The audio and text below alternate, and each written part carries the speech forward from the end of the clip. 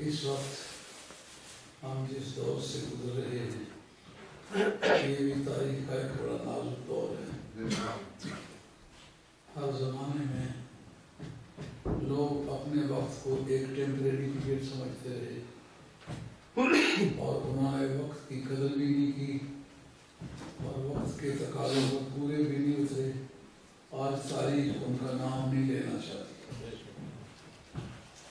ہر وقت کے لوگ جنہوں نے اپنی ذمہ داریوں کو محسوس کیا اور اللہ کے دین کے قانونی تقاضے مد نظر رکھے اور اپنی زندگی کو وقت کی مختلف رفتاریں ہونے کے باوجود انہوں نے سرکار کے دین کے سانچے میں ڈھالا، ان لوگوں کی تاریخ بھی زندہ ہے، کردار بھی زندہ ہے اور ان کا ایک عملی نمونہ بھی ہے جس کی پیروی کرنے سے سوسائٹی میں تازہ زندگی بھی آتی ہے۔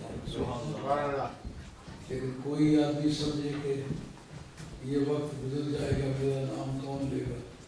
اگر برائی کی ہے تو برائی کی لسٹ میں نام زندہ رہے گا۔ مسلمان کو چاہیے ہر شب و روز کو وہ اپنے کیریکٹر کو چیک کرے، وہ اپنے عقائد کو ایگزامن کرے، دیکھا میرا عقیدہ کیسا ہے، میرا عمل کیسا ہے، میرے اخلاق کیسے ہیں۔ اگر اس میری زندگی کا نمونہ آئندہ نسلیں استعمال کریں تو کیا ایک صحت مند کو ملے گی یا نہیں ملے گی؟ اس وقت پاکستان کے اندر جو افراتفری ہے، اس کو سوچتے وقت پاکستان کا ماضی یاد آتا ہے۔ جب دور غلامی تھا اس وقت لوگ آزادی کی تگ و دو کر رہے تھے۔ اس وقت ہمارے پاس موٹریں ہیں، کاریں ہیں، بسیں ہیں، پیسے ہیں، مکانات ہیں، زمینیں ہیں۔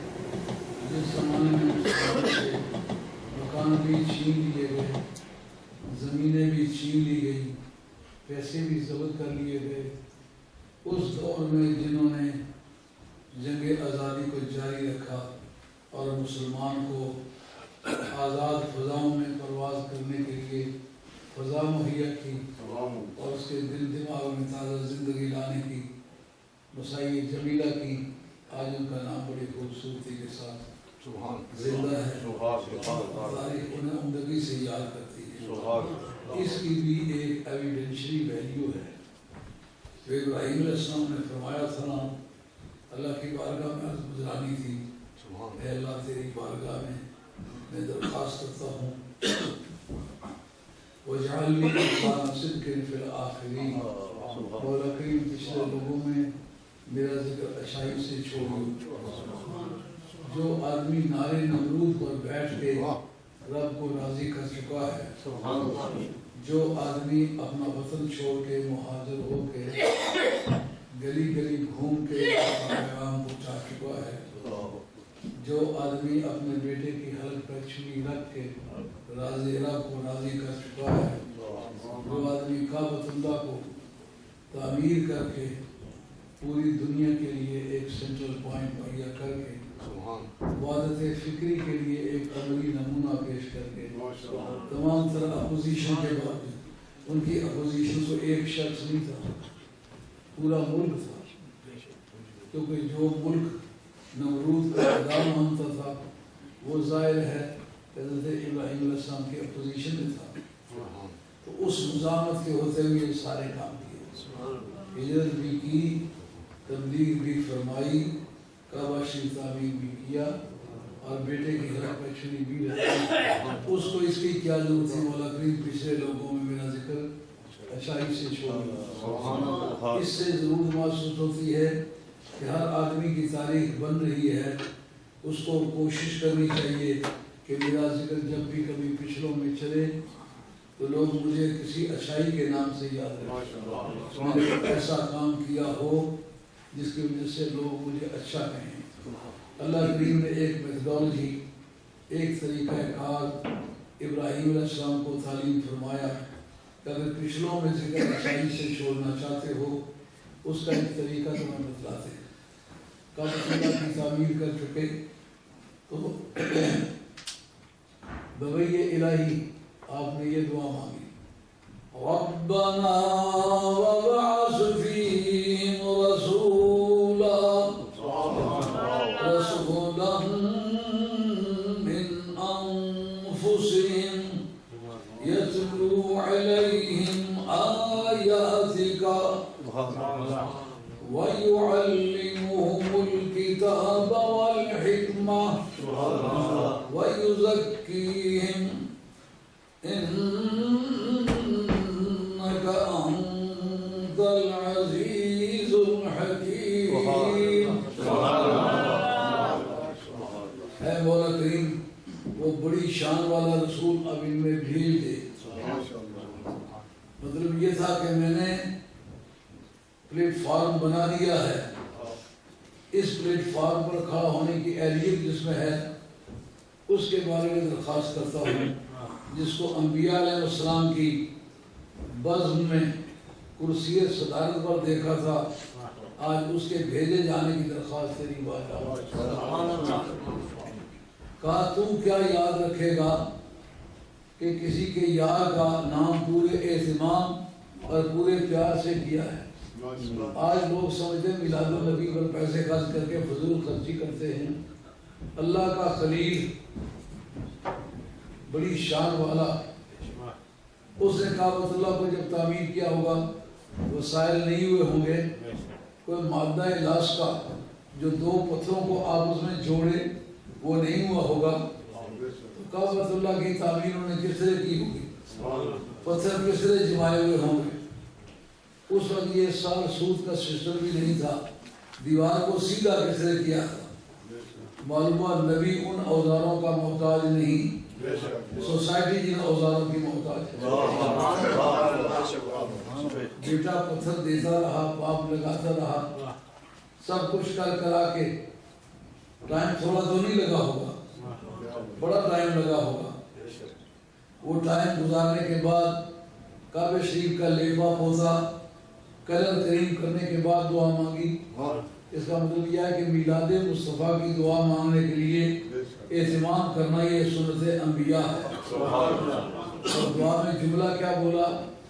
مولا کریم وہ ایسا رسول جو انہی میں سے ہے اس کو بھیج دے، لیکن وہ کیسی شان والا ہے، وہ تیری آیتیں انہیں سناتا ہے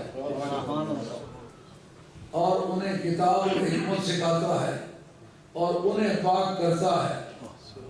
آگے جو جملہ بولا اس کا جوڑ دیکھنا ہوگا، اس آیت کے ساتھ جوڑ کیا ہے؟ انک انت العزیز الحکیم، اے اللہ تو غالب ہے اور حکمت والا ہے۔ اس کا کیا تعلق بنتا ہے اس دعا کے ساتھ؟ خواتین آیات کا پورے متن سے تعلق ہوتا ہے. اگر ایک آدمی خط لکھے تعزیت کا، کنڈولنس کرے، تعزیت کرے، آخر میں چل کر لکھے آپ کو مبارکباد ہو، یہ صحیح تو نہیں ہوگا کہ اس آخری جملے کا خط کے ساتھ کوئی تعلق، آخر میں انا للہ و انا الیہ راجعون، یہ بات جھنجتی ہے اس کے سارے خط کے مضمون کے ساتھ.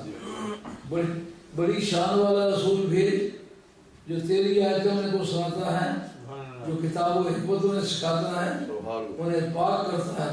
اللہ کریم تو غالب ہے. غلبے کا کیا مفہوم پیچھے گزرتا ہے جس کے ساتھ اس کا تعلق بنتا ہے؟ پیچھے کیا معاملہ ایسا بنتا ہے جو حکمت کے تقاضے کرتا ہے، اس کی وجہ سے جو غالب بھی ہے اور حکمت والا بھی ہے. علامہ بدر الدین زرکشی جنہوں نے البرہان فی علوم القرآن جو میری پی ایچ ڈی میں خاص ریفرنس اس کتاب کا تھا، اس کتاب کے انہوں نے یہ بحث چھیڑی. خواتین میں آیات کا پورے متن پر اثر ہوتا ہے. کا مبئی معنی کہ ان کو پتہ ہے نبوت کا سٹیٹس کیا ہوتا ہے. نبی مرزا قادیانی کی طرح سے ہاتھ جوڑ کے نہیں کہتا گرداسپور کے راتوں میں کہ آئندہ میں اس طرح کے الہامات کبھی شائع نہیں ہوگا. رابطہ فصدہ بماتوں جو بات کہی ہے وہ کھول کے ڈٹ کے کہتے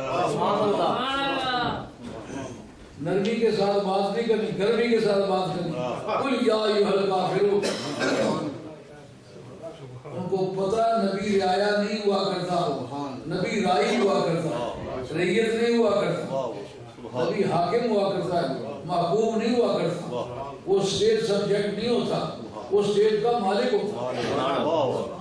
تو کہا کہ اس کی نبوت کا دائرہ کون سا ہوگا؟ کہا جو خدا کی خدائی کا دائرہ ہے. جہاں تک کا خدا خدا ہے وہاں تک کا وہ مصطفیٰ ہوگا، اور اس مصطفیٰ کو منوانے کے لیے پھر قوت کی ضرورت ہوگی. سمجھو بات، یہ قوت کی فلسفی ہے پیچھے کہ نبوت مطیع نہیں ہوتا، مطاع ہوتا ہے. وہ پیروی نہیں کرتا، پیروی کروایا کرتا ہے. اے اللہ ایسا نبی بھیجنا اور پوری کائنات میں اس کی بالادستی کو منوانا، یہ پھر تیرا ہی کام. تو غالب بھی ہے، یعنی جو چاہے زمین والے جب اس کا آرڈر ماننے سے انکار کریں تو چاند کو اس طرح اشارہ کرے تو ٹکڑے ہو کے زمین پر آ جائے، سورج کو حکم دے تو واپس آ جائے. کائنات بھر میں اس کی پالیسی دو طرح کی ہیں، ایک پرسویسو پالیسی، ایک امپیریٹو پالیسی. چاہے تو وہ امپیریٹو کا گیئر استعمال کرے، چاہے تو پرسویسو کا گیئر استعمال کرے. ترغیبی پالیسی کہ بندے تو خدا کے دل جھک جا، اللہ کے سامنے جھکنے کا یہ فائدہ ہے، اللہ کی نافرمانی کا یہ نقصان ہے. یہ ترغیبی پالیسی ہے جو رب نے اختیار فرمائی ہے. رب نے جسے جہل کو رکوع میں رکھ دیا ہے، بندے کو رکوع میں نہیں رکھا. جس نے نیندنے والے کیڑوں کو ہمیشہ سجدے میں ڈال دیا، اس نے جبرن بندے کو سجدے میں نہیں ڈالا. کہا اسی کی شرافت اور بزرگی کا لقد کرمنا بنی آدم، ہم اس کی بزرگی کا اعلان بھی کرتے پھریں اور بعد میں بندے کو ڈنڈے مار کے اس کو جھکا بھی دیں تو یہ ہماری شان کے لائق نہیں ہے. انہیں اس کو سمجھاتے ہیں اپنی مرضی سے جھک جائے. دوسری امپیریٹو پالیسی ہے، چاہے تو درختوں کو دوڑا دے، چاہے تو پہاڑوں کو نچا دے، چاہے تو بھیڑیوں سے اپنے ریوڑ چروا دے. یہ دونوں طرح کی پالیسی نبی نے استعمال کی. رب نے کہا تیری یہ دعا ہے کہ وجعلنی لسان صدق فی الآخرین، یہ میری بھی تمنا ہونی چاہیے، آپ کی بھی تمنا ہونا چاہیے ہمارے بعد کوئی ہمارا ذکر اچھائی سے کرے. پر کب کرے گا؟ جب ہم نے سچ مجھ کو ایسی اچھائی کی ہے جو قابل تعریف ہے. کیوں یہ کہا وجعلنی لسان صدق فی الآخرین؟ پچھلے لوگوں میں کہا سامنے تو کتنا بھی کوئی گھٹیا انسان ہو پھر بھی آدمی اس کی تعریف کر جاتا ہے، لیکن جب وہ آنکھوں سے اوجھل ہو جائے تو بعد میں کوئی تعریف کرے سچ مجھ کوئی تعریف ہوئی ہوگی. کیسا خوبصورت جملہ ہے نبی کا. کہا اگر پچھلے لوگوں میں ذکر اچھائی سے چھوڑنا چاہتے ہو اس کا طریقہ کار یہ ہے میرے محبوب کے لیے پلیٹ فارم بناؤ، عزت اور ادب سے اس کا ذکر کرو، اس کی شانیں بیان کرو۔ دنیا دیکھے گی کوئی دنیا کے کسی خطے میں نماز پڑھے گا، جب تک تیرا ذکر نہیں کرے گا اس وقت تک اس کی نماز نہیں ہوگی۔ نعرہ تکبیر، نعرہ رسالت، نعرہ حیدری، شہزادہ غوث اعظم۔ جب سرزمین ہند میں مسلمانوں کو زوال ہوا، جس جگہ ان کے پاس تاج تھا، تخت تھا، شاہی خاندان کے لوگ سمجھے جاتے تھے، کسی جگہ بھی مسلمان ہونا اتنی عزت کا باعث تھا کہ اس کے لیے بے عزتی اور غربت کی زندگی کا کوئی امکان نظر نہیں آتا تھا۔ اس سرزمین میں بڑے بڑے معظم گھرانے کئی کئی دنوں کے فاقے، پوتیاں پوتے گود میں کھیل رہے لیکن کھانے کے لیے کچھ نہیں، مکان ہیں بغیر چھت کے ہیں، لوگ سردیوں میں بارشوں میں بھیگ رہے ہیں۔ اس وقت میں مسلمانوں کو آزادی کی ضرورت پیش آئی کہ کل تک ہم اس ملک میں باعزت باشندے تھے، آج دنیا کے سب سے گھٹیا انسان بن گئے ہیں۔ جو اس ملک کے سپاہی کی تنخواہ تھی وہ صوبیدار سے 20-25 مرتبہ زیادہ تھی۔ 6 روپے تنخواہ تھی صوبیدار کی۔ وہ 6 روپے میں کیا کرتا ہوگا؟ نام صوبیدار ہے۔ صوبیدار ایک اسلامی اصطلاح تھی، کسی صوبے کے گورنر کے لیے استعمال ہوتا تھا صوبیدار۔ انہوں نے صوبیدار 4 آدمیوں کے انچارج کا نام رکھ دیا۔ جمعہ دار 5,000 سے لے کر 10,000 تک کی کمان اس کے پاس ہوا کرتی تھی۔ انہوں نے نام رکھ دیا، جو ٹوائلٹ صاف کرتا اس کا نام جمعہ دار رکھ دیا۔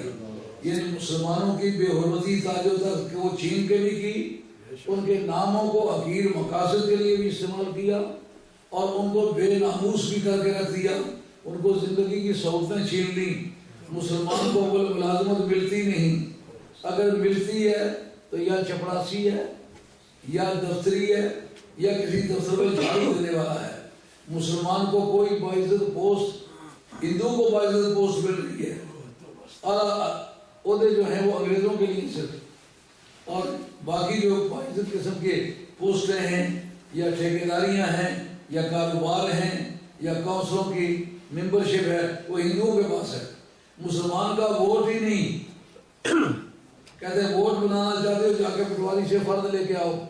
اب مسلمانوں کی زمینیں چھین لی، فرد کہاں سے لائیں؟ اگر ووٹ ڈالنا چاہتے ہو تو جاؤ بینک سے اپنا اسٹیٹمنٹ لے آؤ۔ ان کے سرمائی ضبط کر لیے تو وہ کہاں سے اسٹیٹمنٹ لائیں؟ ایک بڑی مدت تک مسلمانوں کا نہ ووٹ کاسٹیبل ہے نہ ان کو کوئی ملازمت مل رہی ہے۔ اب اس حالت میں یہ سوچنے کی ضرورت پیش آئی کہ اب ان کو ایک مرتبہ زندہ کرنا۔ جن خوش نصیبوں کے حصے میں یہ بات آئی ہے انہوں نے اس نقطے کو چھیڑا کہاں سے ہے؟ انہوں نے چھیڑا اس بنیاد پر ہے کہ دنیا بھر میں مختلف قوموں کے نظریہ ہائے قومیت مختلف ہے۔ جیسے جرمنوں کا نظریہ قومیت ہے، ہم ایک بڑے باپ کی اولاد میں سے، ہمارا بلڈ اسپیگل ہے، خود جرمن بھی اور یہ اسکینڈینیوین کنٹری کے جو لوگ ہیں یہ بھی کہتے ہیں ہم جرمن ہیں۔ اس ملک میں نظریہ قومیت ہے چمڑے کا سفید ہونا، انگلش بولنا۔ افریقہ میں نظریہ قومیت ہے رنگ کا کالا ہونا۔ اب مسلمان میں کوئی کالا ہے، کوئی گورا ہے، کوئی عربی بولتا ہے، کوئی فارسی بولتا ہے، کوئی ہندی بولتا ہے، کوئی سندھی بولتا ہے، کوئی ساگری بولتا ہے، کوئی پوربی بولتا ہے، کوئی پشچمی بولتا ہے، کوئی کاٹھیاواڑی بولتا ہے، کوئی بنگال بولتا ہے، مختلف زبانیں بولتے ہیں، رنگ بھی مختلف ہے، قد قامت بھی مختلف ہے، ایک باپ کی اولاد میں سے ملی ہے۔ ان کو کس نے اکٹھا کیا ہے؟ انگریز کو یہ سوچنے کی ضرورت پیش آئی کہ اس ملک پر حکومت کرنی ہے، حکومت کریں گے کہ ڈیوائڈ اینڈ رول، یہ ان کا بڑا پرانا فارمولہ تھا کہ ان کو تقسیم کس طرح کریں۔ ایک باپ کی اولاد بھی نہیں ہے، ایک بولی بھی نہیں بولتے، ایک خوراک بھی نہیں کھاتے، ایک طرح کا لباس بھی نہیں پہنتے اور ایک وطن کے رہنے والے بھی نہیں ہیں۔ کوئی منگولیا سے آیا ہے، کوئی سمرقند و بخارا سے آیا ہے، کوئی غزنی سے آیا ہے، کوئی کس ملک سے، کوئی عرب سے آیا ہے۔ ان کا وطن بھی ایک نہیں، باپ بھی ایک نہیں، بولی بھی ایک نہیں، خوراک بھی ایک نہیں، لباس بھی ایک نہیں۔ کس چیز نے ان کو ایک قوم بنایا ہے؟ ان کا قوم بنایا ان کو کلمے نے۔ سلمان فارسی شاہی خاندان کے آدمی تھے، نوشیروان کی اولاد جو ان کا بیٹا تھا شرویہ اس کی اولاد میں سے ہرمز کی اولاد میں سے شدیدن کے در وقت نظر رواں کو ہرمز جنی کو نوشیروان کی اولاد میں سے تھے، ان کا بیٹا جو تھا ہرمز اس کی اولاد میں سے تھے۔ اچھا بولتے کیا تھے؟ پرشین۔ عمر کیا تھی؟ 250 برس۔ آج ان کی قومیت کا مسئلہ چلا، یہ بحث نہیں چلے بیٹے کس کے ہو، یہ بحث نہیں چلی بولی کون سی بولتے ہو، انہیں یہ نہیں کہنے کی ضرورت پیش آئی میں پہلے پرشین ہوں پیچھے مسلمان ہوں۔ ان کا کلمہ پڑھو، کلمہ پڑھ لیا، کہا جو صدیق اکبر کی اولاد ہے جو قوم ہے وہی قوم یہ تمہاری ہے، جو عمر فاروق کی قوم ہے وہی قوم تمہاری ہے، جو علی مرتضیٰ کی قوم ہے وہی قوم تمہاری ہے۔ وَسَمَّاكُمُ الْمُسْلِمِينَ، آج سارے مسلمان بلال حبشی حبشہ کے رہنے والے ہیں، کہا میں تو حبشی ہوں، حبشہ کا رہنے والا ہوں، کہا کلمہ پڑھو، کلمہ پڑھا۔ کب تک غلام تھے؟ حضرت ابو صدیق نے ان کو خریدا تھا، کلمہ پڑھا، جو قوم ابو بکر صدیق کی ہے وہی قوم تمہاری ہے، جو قریشیوں کی قوم ہے وہی قوم تمہاری ہے۔ اچھا کلمہ قومیت بنا اس وقت جن لوگوں نے اس فارمولے کو تسلیم نہیں کیا ان کے بارے میں آج یہ سوچنا وہ بڑے مولوی تھے، وہ بڑے پڑھے ہوئے تھے، شیطان تھوڑا پڑا ہوا ہے۔ کتنی تعلیم ہے اس کی؟ جو آسمان یونیورسٹی کا چانسلر گزرا ہے اس کے ایجوکیشن کے بارے میں تو کوئی شک نہیں کیا جا سکتا۔ ایمان ایک اور چیز ہے، وہ اس کو بھی حصہ نہیں آیا، لیکن جہاں تک اس بات کا تعلق ہے پڑھا ہوا کتنا ہے اس کی تعلیم کی حد ہے۔ جس نے جبریل کو بھی پڑھایا ہے معمولی کوالیفائڈ تو نہیں ہے۔ اس بنیاد پر سوچتے ہوئے سرزمین ہند میں جس لوگوں نے جے ہند کے نعرے لگائے، نہرو کے جھنڈے کے نیچے کھڑے ہوئے، اور آل انڈین نیشنل کانگریس نے اپنے سالانہ کانفرنس میں کہا کہ یہ ملک جو ہے اس میں ایک قوم زندہ رہنا چاہیے۔ پورما ناتھ جو ہے اس نے ایک سالانہ کانفرنس کے اندر کہا تھا کہ یہ ملک ہندوؤں کا ہے، اس ملک میں دوسری قوموں کے لیے یہی چانس ہے یا وہ ہندو بن کے رہیں یا اس ملک سے چلے جائیں۔ ایسے وقت میں جن مذہبی پیشواؤں نے نہرو کا ساتھ دیا، ہم کہتے تھے کہ یہ آدمی نقصان دہ ہے جو اپنے نبی کا وفادار نہیں، اس کا کلمہ پڑا اس کا وفادار نہیں، اور ہمارا وفادار بھی۔ آج دہشت گردی کا کام وہی کر رہے ہیں کہ نہیں کر رہے؟ وہ نرسری پلی کہاں دیوبند میں پڑی ہے، کل تک لوگ اعلیٰ حضرت کو کہتے بڑا ضدی آدمی، بڑا متعصب آدمی ہے۔ آج ایمانداری سے بتاؤ حق پر کون ہے؟ آج بغداد کو ٹاپل کیا تو کنہوں نے کیا ہے؟ دہشت گردوں نے کیا ہے۔ ٹریپولی کو کس نے ٹاپل کیا ہے؟ دہشت گردوں نے کیا ہے۔ آج سیریا میں کس کی مہم چل رہی ہے؟ انہی کی چل رہی ہے۔ آج پاکستان کن کے ہاتھوں ناک پہ دم ہے پاکستان کا؟ دہشت گردوں کے ہاتھوں۔ آج وہ دہشت گردوں کی صفوں سے نکل کر اسمبلیوں کے ممبر بن گئے۔ آپ کے constitution section number article number 62 کے اندر موجود ہے، جو آدمی پاکستان کے نظریے کا قائل نہیں وہ اسمبلی کا ممبر نہیں بن سکتا۔ تو جنہوں نے یہ کہا کہ ہم پاکستان کی پے بھی نہیں بننے دیں گے، وہ تو پہلے کی بات تھی۔ جب بن چکا تو مفتی محمود صاحب نے اخبار میں دیا تھا، ان کے بیٹے مولوی فضل الرحمان صاحب نے دیا تھا کہ شکر ہے کہ ہم پاکستان کے بنانے کے گناہ میں شریک نہیں ہوئے۔ جن کے نزدیک پاکستان کا بننا گناہ ہے ان کے نزدیک پاکستان کا چلنا کس طرح ثواب ہو سکتا ہے؟ ہم کل تک کہتے تھے کہ ان کا عقیدہ غلط ہے، یہ تمہارے جو نقصان دہ ہیں۔ وہ کافروں کے وفادار ہیں کہ نہیں؟ اندرا کے وفادار گزرے کہ نہیں؟ اندرا کی موت کے موقع پر ساتھی بھجن بھی گائے جا رہے ہیں، بانسری بھی بج رہی ہے، ڈھولکی بھی بج رہی ہے، اور ساتھ ان کا قاری قرآن مجید بھی پڑھ رہا ہے۔ یہ ساری باتیں آپ نے دیکھی کہ نہ دیکھی؟ کسی بزرگ کو اونچی جگہ بٹھانا یہ تو ان کے نزدیک قابل اعتراض بات ہے۔ جب دیوبند کا جشن 100 سالہ منایا تو اندرا گاندھی آپ نے خود ممبر پر بیٹھی دیکھی کہ نہیں دیکھی؟ ہم کہتے تھے کہ یہ جن کا عقیدہ غلط ہے، نبی کے جو وفادار نہیں وہ تمہارے وفادار نہیں ہو۔ اس وقت انہوں نے کہا ہم پہلے ہندوستانی ہیں پیچھے مسلمان ہیں، کیا یہ کلمے کے تقاضے کے مطابق ہے؟ تو آپ کی سمجھ میں یہ بات اچھی طرح آنے لگی ہے۔ صحابہ رومی رومنوں میں سے ہیں، لیکن کہا کلمہ پڑھو، کلمہ پڑھا کہ آج جو قوم ابو بکر صدیق کی ہے، جو عمر فاروق کی ہے، جو عثمان غنی کی ہے، جو علی مرتضیٰ کی ہے، جو حسن و حسین کی ہے، وہی قوم تمہاری ہے، تم مسلمان ہو۔ اب انہوں نے ان کا ساتھ دیا، اپنے قوم کو انہوں نے ہندوستانی کہا۔ علامہ اقبال کو کہ یہ آخری ایام، انہوں نے کہا تھا ہنوز عجب نہ داند رموز دی ورنہ حسین احمد صدیو بند این جب العجبی، ان کا ابھی تک اجمیوں کو دین کا صحیح پتہ نہیں چلا، نہیں تو دیوبند سے حسین احمد، یہ کتنا بے جوڑ بات ہے، نام ہو حسین احمد اور تعلق ہو اس ادارے کے ساتھ۔ یہ قارون کے لقبوں میں سے ایک لقب ہے دیوبند۔ فیروز الباد اس کتاب کا نام ہے، کتاب نکال کے دیکھیں، پرشین کی وہ ڈکشنری ہے، اس کے اندر موجود ہے۔ دیوبند کا معنی ہے قارون کے القاب میں سے ایک لقب۔ لقب تعریف کے لیے ہوتا ہے، یعنی اس کا وجود جو ہے وہ قارون کی تعریف کے لیے۔ لقب جو ہے وہ کسی شخص کا گھٹیا نام پر نہیں ہوتا، ٹائٹل، ایوارڈ، تمغہ، اس طرح کی کوئی چیز ہو تو وہ ٹائٹل ہو سکتا ہے، وہ لقب ہو سکتا ہے، معمولی چیز لقب نہیں بنتی۔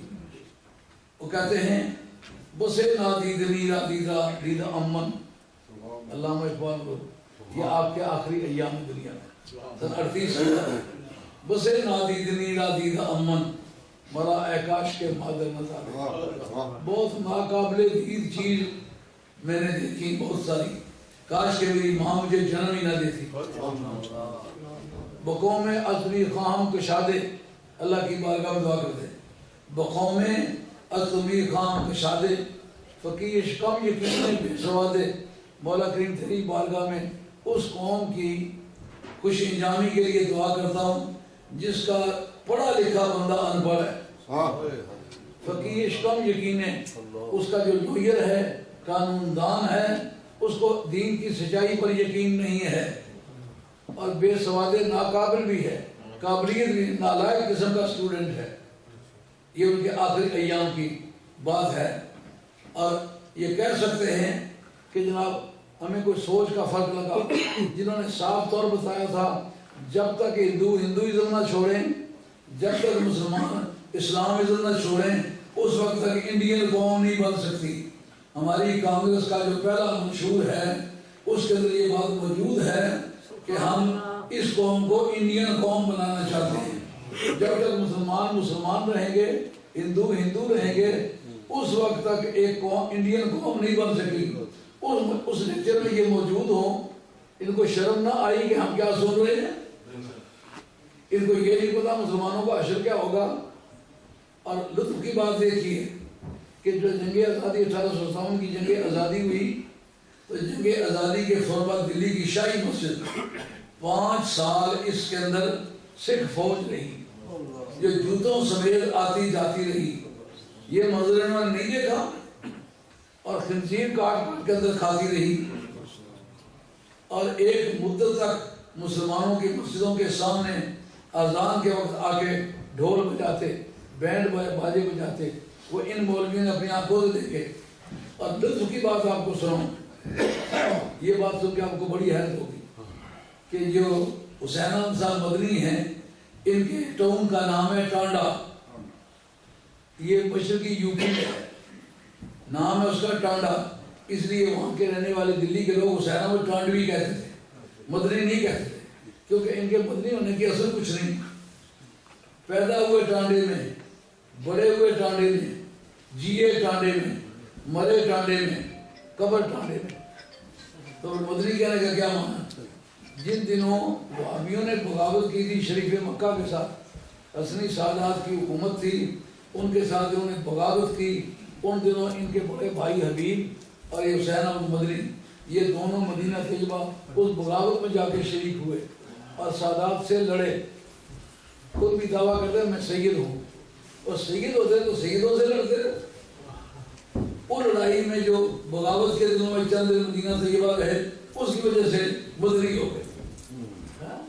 جیسا کہ کچھ لوگ بھی تھے، اس 14 والی لڑائی میں جو اتحادیوں وغیرہ کے آپس میں جنگیں تھی، تو اس زمانے میں کچھ لوگ کعبۃ اللہ پر حملہ کرنے کے ارادے سے گئے تو وہاں انہوں نے طواف کر لیا تو لوگ مزاحیہ طور پر کہتے تم حاجی ہو، سن 14 والے حاجی تو نہیں ہو. اس طریقے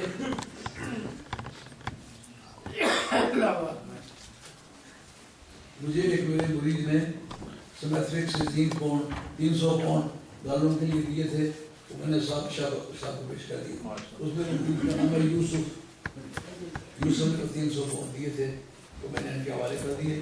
اور انشاءاللہ پرسوں یہاں خلفائے راشدین کانفرنس ہے، اس وقت یہاں آپ بیٹھے ہوئے ہیں، ملک کے جو چوٹی کے دانشور علماء ہیں وہ اس سے تشریف لائیں گے. انشاءاللہ جو 1000 پاؤنڈ میں نے آپ کو کہا ہے میں آپ کو دارالعلوم کے لیے پیش کروں گا، وہ بھی انشاءاللہ تعالیٰ اتوار کے دن پیش کروں گا. اللہ کو ویسے اس وقت میرے ڈیرے پر تھے لیکن وہ آتے وقت جلدی تھی، میں لیٹ ہو گیا تو میں نے کہا جلدی پہنچوں، میں یہ پیسے اتوار کو پیش کروں. تو جس سے میں ایک بے روزگار آدمی ہو کر جب وقت آتا ہے تو میں اچھی طرح خدمت کرنے کی کوشش کرتا ہوں، کپڑے اچھے پہنتا ہوں، جوتا اچھا پہنتا ہوں، کھانا اچھا کھاتا ہوں. رب کے نام پر دیتے وقت کیوں گھٹیا سے گھٹیا رقم تلاش کروں. اسی مطلب آپ کو دیا، آپ کے سامنے 1000 پاؤنڈ سے کم نہیں دیا. اللہ قبول فرمائے. تو نبی کریم علیہ السلام نے اچھے کام کرنے کے لیے ظاہر کرنے کا حکم دیا ہے تاکہ لوگ اس کو دیکھیں تو وہ بھی اس میں شامل کریں. تو میں عرض کر رہا تھا ٹانڈے کی بات ہے، جہاں کے یہ رہنے والے یہ نہیں کہہ سکتے ہمیں نہیں پتا مسلمانوں کے ساتھ کیا ہوگا. یہ وہ دن ہیں جن دنوں میں کہ مسلمانوں کی مسجدوں کے سامنے اذانوں کے وقت آ کر کے بینڈ باجے بجتے ہیں، ہندو بجاتے ہیں اور کانگریسی بجاتے ہیں. ان کے سامنے یہی بات ہے، کہیں میرے سامنے نہیں. ٹانڈے کی بات کرتا ہوں. ٹانڈا میں ایک مسجد تھی، اس کے سامنے ایک گلی تھی. ہندوؤں نے کہا یہ اذان کا وقت ہے، نماز کا وقت ہے، بینڈ باجے بجاتے ہوئے اس گلی سے جلوس نکالتے ہیں. اب جلوس کا کوئی ٹائم نہیں ہے، صرف مسلمانوں کو ہراساں کرنے کے لیے کہ جب کبھی یہ نماز پڑھیں، اذان کہیں، دین کا کوئی کام کریں تو وہاں بینڈ باجے بجائے جائیں تاکہ یہ کنفیوز ہو جائیں، گھبرا بھی جائیں. اتنے شور میں نماز کوئی کس طرح پڑھے گا؟ ڈھول بج رہے ہیں، بینڈ باجے بج رہے ہیں، گیتیں گائی جا رہی ہیں، ڈانس ہو رہا ہے اور جلوس نکالے جا رہے ہیں. سامنے سے وہ جلوس آیا، مسلمانوں نے ان کو روکنا چاہا کہ یہ نماز کا وقت ہے، اس جگہ سے کبھی پہلے تم نے جلوس نہیں نکالا، آج مسجد کی عداوت کی وجہ سے تم نکال رہے ہو. وہاں لڑائی شروع ہو گئی، کئی درجن مسلمان شہید ہوئے اور مسلمانوں میں 157 آدمی کو گرفتار کیا گیا. گرفتار کرنے کے بعد ان کو 18 بائی 15 کا کوئی کمرہ تھا، اس نے ان کو پیک کیا. کچھ لوگ اسے دم گھٹنے جانے کی وجہ سے ان کی موتیں واقع ہو گئی. کچھ لوگوں کی کچھ دنوں کے بعد ضمانت ہوئی. انہوں نے پانی مانگا، انہوں نے کہا پیشاب پیو. یہ بات ٹانڈے میں ہوئی اور اس وقت حسین احمد صاحب زندہ تھے. انہوں نے مسلمانوں کی حمایت نہیں کی. کس منہ سے کہتے ہو ہم توحید کے داعی ہیں؟ مسلمانوں کو تباہ کیا جا رہا ہو، مسلمانوں کو ذلیل کیا جا رہا ہو، مسجدوں کے سامنے بینڈ باجے بج رہے ہوں جس کا نام پاکستان ہے. ان ذلتوں سے بچانے کے لیے جنہوں نے کوشش کی تھی ان کو اللہ تعالیٰ نے تاج کامرانی پہنایا اور ایک ملک وجود میں آیا. اس کی قدر پہچانو، اس کے ساتھ تعاون کرو. اس وقت جو مسلمان سیلاب کی زد میں آ گئے وہ اگر آپ نے امداد ان کی نہ کی تو وہ تو کئی صدیوں کے لیے تباہ ہو گئے. کئی ہزار مربع میل تک ان کے کھیت تباہ ہو گئے، کئی ہزار اونٹ بہ گئے، کئی ہزار بھیڑیں بہ گئیں، کئی ہزار گھوڑے بہ گئے، بھینسیں بہ گئی، گائیں بہ گئی.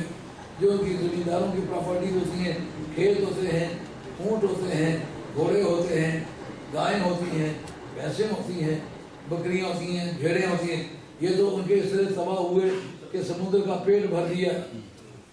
اب اس ملک کے اندر جو لوگ ملک کا سرمایہ لے کر سمیٹتے ہیں، آپ کے اسی کانسٹیٹیوشن کے اندر لکھا ہوا موجود ہے کہ جو اہلیت ہے، ایلیجیبلٹی آف ممبرشپ، اس کے اندر ہے کہ جو آدمی پاکستان کے بینکوں کا قرضہ لے کے جس نے واپس نہیں کیا وہ کینڈیڈیٹ کے طور پر کھڑا نہیں ہو سکتا. اب کوئی ایک بھی ممبر ایسا نہیں ہے جو اس وقت اسمبلی میں ہو اس نے قرضہ نہ لیا ہو اور قرضہ لینے کے بعد ایک پیسہ بھی قرضہ واپس سب نے معاف کروائے. تو تو ملک کو کنگال اور بے بس کرنے والے لوگ ہی وہی ہوں کہ جو اس وقت نمائندگی کر رہے ہوں، اور جس سے اسی کے اندر یہ بات موجود ہے کہ جو پاکستان کی انٹیگریٹی، سولینٹی، سولیڈیرٹی، ان کو تباہ کیا ہو یا ان کے خلاف کوئی کام کیا ہو، وہ آدمی اسمبلی کا ممبر نہیں ہو سکتا۔ اس وقت 17 ٹکٹ دہشت گردوں کو خود دیے گئے، انہوں نے پاکستان کی صالحیت کو ٹکڑے کرنے کی ٹرائی نہیں کی، انہوں نے پاکستان کی اکانومی کو ڈیمیج کرنے کی کوشش نہیں کی۔ اب اس کے بعد بھی اگر آپ نہ پہچان سکیں کون ملک کا مددگار ہے، کون ملک کا دشمن ہے، دھرنا ڈالنے والوں کو کہا دھرنا اٹھا لو، انہوں نے مقابلے میں عمران خان نے کہا آپ اپنے خاندان کے ٹوٹل اثاثے وہ ڈکلیئر کر دیں، ہم اسی دن اٹھا لیں گے۔ جب پورے ملک کا سرمایہ آپ نے قرض لون کے بہانے آپ نے ہضم کیا ہے، اور دوسرے ملکوں میں، اس ملک میں دوستوں کی اطلاع اس کے بارے میں مجھے تحقیق نہیں، لیکن دوستوں کی اکثر ذمہ دار لوگوں کے بیان کے مطابق ہے کہ اس کا تیسرا بڑا انویسٹر جو ہے ہمارے ملک کا سربراہ ہے۔ جی ایئرپورٹ پہ 2 ٹاور بنائے ہیں، یہ آپ کو زیادہ بہتر پتا ہوگا، میں جو بات مجھے صحیح طور پر پتہ نہیں، میں ان ذمہ دار بندوں کے نام لے سکتا ہوں جن کے حوالے سے مجھے یہ پتہ چلا ہے۔ جس ملک میں کہ میں ایک آدمی ہوں یا یہاں ہوں، میرے مکان کی بجلی کا بل جو بجلی جلتی نہیں ہے 20-20 ہزار تک میرے کوٹھی کا بل آتا ہے، اور خود ان کے جتنے بھی لوگ ہیں کسی ایک کا بھی بل ثابت کرنا ثابت نہیں، نہ ان کی فیکٹریوں کے بل وہ دیتے ہیں، نہ بجلیوں کے بل دیتے ہیں، نہ انکم ٹیکس دیتے ہیں۔ جو ملک کے ساتھ اس طرح کی دشمنی کرتے ہیں، یہ تو اس وقت سے بھی بدتر وقت یہ لے آئے۔ انہوں نے یہ ملک بنایا تھا کہ مسلمان آزادی سے سانس لیں گے، مسلمانوں کو عزت کے ساتھ روزگار ملیں گے، مسلمانوں کی معاشی غربت دور ہوگی، مسلمانوں کی بے روزگاری ختم ہوگی، بے حیائی ختم ہوگی۔ آپ جناب دیکھتے ہیں لیڈروں کی ہر بیوی کھلے میدان میں اس طرح پھرتی ہے کہ آج سے اگر وہ 60-70 برس پہلے ہوتی تو ایک بازاری عورت اسے کہا جاتا۔ آج ہم اس کو دیکھتے ہیں کہ بڑے مہذب طریقے سے کبھی ایک مرد سے ہاتھ ملاتی ہے، کبھی دوسرے مرد سے، جب تک بیگم ساتھ نہ ہو لیڈر ہی شمار نہیں ہوتا۔ یہ طرز زندگی ہمارے ملک کی ہے۔ تو اس موقع پر علامہ اقبال مرحوم نے یہی قریانی لکھی تھی، کہا بہر اے دخترک ای دل بری ہا مسلمانہ نزیبت کافری ہا۔ اے دختر شرق کے نام سے ایک چیپٹر ہے ارمغان حجاز میں، کہتے بہر اے دخترک ای دل بری ہا مسلمانہ نزیبت کافری ہا۔ اے مسلمان بیٹی، یہ کافرانہ ادائیں، یہ لیپا پوتا، یہ کلل کریم، یہ قریانیت، یہ فوشانیت، تارے نگاہ سے زیادہ لطیف لباس پہننا، سرکار کا فرمان تھا قیامت قریب آئے گی، آریات لابسات آریات، کپڑے پہنے ہوئے ہوں گے، اور باقی مسلمانوں کی بیٹیاں حجاب کرتی ہیں، لیڈروں کی بیویاں کوئی حجاب نہیں کرتی، کھلے بازار میں آتی ہے، جب تک فوٹو نمایاں طور پر نہیں آتا اس وقت تک میاں کے ساتھ چلتی نہیں ہے۔ اس تہذیب کے لیے ان لوگوں نے کوشش نہیں کی تھی۔ علامہ اقبال فرماتے ہیں اگر بندے سے درویش پذیری ہزار امت بمیرت تو امیری، اے بیٹی اگر تو اس بڈھے درویش کی بات سن لے گی، پلے باندھ لے گی، پوری کائنات کی قوموں کو زوال ہوگا لیکن تجھے زوال نہیں ہوگا۔ کیا نصیحت کیا ہے؟ بطول باش و پنہ شوق علی اصل، تیری زندگی، تیرا حسن، تیری صحت، تیرا حسن و جمال تیرے میاں کی پراپرٹی ہے، یہ مارکیٹ کا سودا نہیں ہے کہ جا کے اس کو جا کر مارکیٹیں اس کی لگاؤ۔ اچھی طرح سے تیاری کر کے جو خامد کو دکھانے کا منظر ہے وہ ساری مارکیٹ کو دکھانا، علامہ اقبال مرحوم کو اس سے سخت اختلاف ہوا کہ یہ زندگی مومن کی زندگی نہیں ہے۔ اگر بندے سے درویش پذیری ہزار امت بمیرت تو نہ میری، اگر بڈھے درویش کی تم بات سن لو گی ہزاروں قوموں کو ذلت اور زوال ہوگا، تجھے زوال نہیں ہوگا۔ وہ کیا ہے؟ بطول باش و پنہا شو عظیم اصل کہ در آغوش شبیر بگیری، تو بطول بن جا جسے خاتون جنت باقی سوسائٹی سے ڈسکنیکٹڈ تھی، تو پھر تیری بغل کے اندر حسین کا جانشین دکھانا یہ میرا، میری بات مان لے۔ اس وقت میں जिस वक्त साफ तौर पर हिंदू मुसलमानों को हिंदू बनाना चाहते हैं, उस वक्त मुस्लिम लीग का साथ न देना, काफिरों का साथ देना, ये काफ़ी लंबे चैप्टर हैं। इंशाल्लाह 11वीं के मौके पर पूरा तारीख आज़ादी आपको पेश करूँगा, लेकिन उससे एक नसीहत भी मिल रही है कि नहीं मिल रही है? ईमानदारी से बताओ, ये जो हमारी मौजूदा ज़िंदगी है, हमारे उन बुजुर्गों की तवक्को में होती तो फिर उसको आज़ाद कराने की कोशिश करते, ये कहते रहने दो इनका इसकी हालत में, ये बाद में जो इसी हालत में जाने वाले हैं। तो तारीख आज़ादी मुसलमानों की गैरत की यादगार है, मुसलमानों की रस्म वफा की यादगार है, मदीने के ताजदार के खाकेदार होने की यादगार है, और वो गयूर और सही अकीदा लोगों की यादगार है। बदअकीदा लोग उस वक्त भी दुश्मन इस्लाम थे, मुल्क और कौम के दुश्मन थे। आज बताओ दहशतगर्द कौन है? दहशतगर्द उसी अकीदे के लोग हैं। उनको पढ़ाया लिखाया काम किया देवबंद। कल तक आला देवबंद का नाम बुराई से लिया, लोग कहते थे मौलाना बड़े मुतस्सिम आदमी हैं। आज तो आपके सामने चांदनी रात में कोई इख्फा रह गया है, उसमें तो कोई इख्फा नहीं रह गया। जिनका अकीदा गलत है उनका अमल गलत है, वो मुसलमान कौम के इत्तेहाद और उसकी यूनिटी के लिए नुकसानदेह साबित हुए हैं। मुसलमानों की इंटेग्रिटी, मुसलमानों की इबादत और मुसलमानों का आपस में वाबस्ता होना जो है, उसको उन्होंने तबाह किया कि नहीं किया? अब वो हमारी बात, हमारे बुजुर्गों की बात ठीक निकली या नहीं निकली? पहली मरतबा खुतबा मद्रास में आला हज़रत ने ये कहा था, ये जो कांग्रेस के नीचे झंडे के नीचे खड़े हो रहे हो, ये तुम्हारी गलती है। वो गैर मुल्की हुक्मरान देर या सवेर से वो चला जाएगा, लेकिन हिंदू के नीचे आ रहे हो, ये है भी मुल्क के अंदर रहने वाला है, और तुम 9 करोड़ हो और वो 34 करोड़ हैं। 34 करोड़ के मुकाबले में 9 करोड़ की हैसियत क्या बनती है? ये मुल्क के अंदर भी रहता है भी यही का रहने वाला है, भी एक शरीयत में, ये तुम पर सवाल हो जाएगा, कभी नहीं उतरेगा। इसलिए तुम अपने मुल्क का अलहदगी का बंदोबस्त करो। तो ये बात बड़ी मुद्दत के बाद मुसलमानों की समझ में आई, तो 1906 में ढाके में इसकी बुनियाद मुस्लिम लीग की बुनियाद रखी गई। और ढाके वालों की बदनसीबी देखो कि ढाके वालों ने पहली मतलब मुस्लिम लीग और पाकिस्तान की मुखालफत की, हालांकि इसकी बुनियाद ही वहाँ रखी गई। इसके पहले मुहर्रिर की बांग्लादेश के मुसलमान थे, नवाब लतीफुल्लाह खान, वहाँ के नवाब ऑफ ढाका जिनको कहते हैं, उनके पास एक मीटिंग थी, सालाना मॉडर्न एजुकेशनल कॉन्फ्रेंस। रशिया में सन 80 के हेरफेर में कब्जा हुआ मुस्लिम स्टेटों पर। आज अगर वहाँ जाकर के देखें तो मुस्लिमों के सामने से ढांचे मौजूद है, पीछे इमारत पर मौजूद है। किसी को नमाज का सबक नहीं आता। मुसलमानों के नाम पूछो तो मुसलमानों के मुसलमानों वाले नाम नहीं है। इतने थोड़े अरसे में उनका दीन भी गया, ईमान भी गया, मस्जिदें भी गई, मदरसे भी गए। समरकंद बुखारा इल्म व फन का मरकज था, बड़े बड़े चोटी के अकाबिर उलमा उस सरजमीन में पैदा हुए। बुखारी भी उसी वतन का आदमी है, मुस्लिम भी उसी वतन का आदमी है, नसाई भी उसी वतन का आदमी है। जैसे छोटी छोटी के मुहद्दिसीन गुजरे, वहाँ जब कलमा किसी को याद नहीं रखा, वाह इंडिया के मुसलमानों तुम्हारी गैरत पर कुर्बान। उस जमाने में भी इतनी तफसीरें लिखी गई, इतने मदरसे चलाए गए कि जिसकी कुछ इंतहा नहीं, और अंग्रेज ने सबसे पहले जाकर मदरसों को बंद किया था। तो आप समझें कि वो काम आज़ादी का किया किसने है और उसका मकसद क्या था। हम उस मकसद से मुखालिफ डायरेक्शन पर सफर कर रहे हैं।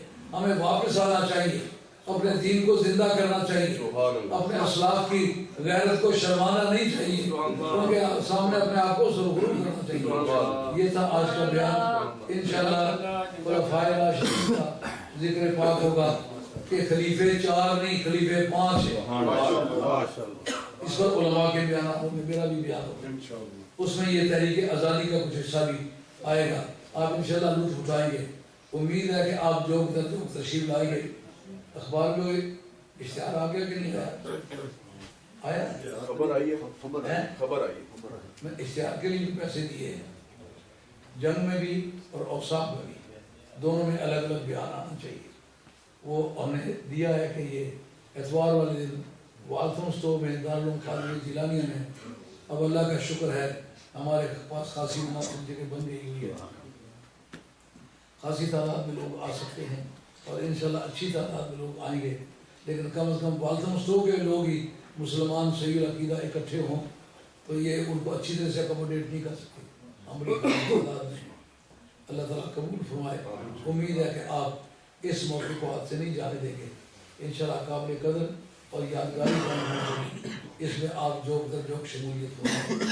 امید کرتا ہوں کہ آپ سستی نہیں دکھائیں گے. اللہ میرا اور آپ کا خاتمہ سچے دین پر کرے اور موت کے وقت سرکار کا کلمہ. جن پاک روحوں نے کبھی سرزمین ہند کو کفر سے پاک کر کے اسلام کے جھنڈے بلند کیے تھے، اللہ ہمارے ان اسلاف کے نقشے قدم پر توفیق عطا فرمائے. وما علینا الا البلاغ المبین. وآخر دعوانا ان الحمد للہ.